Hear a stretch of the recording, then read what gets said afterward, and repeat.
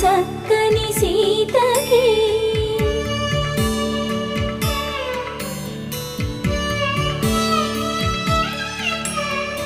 ఎర్ర జాబిలి చేయి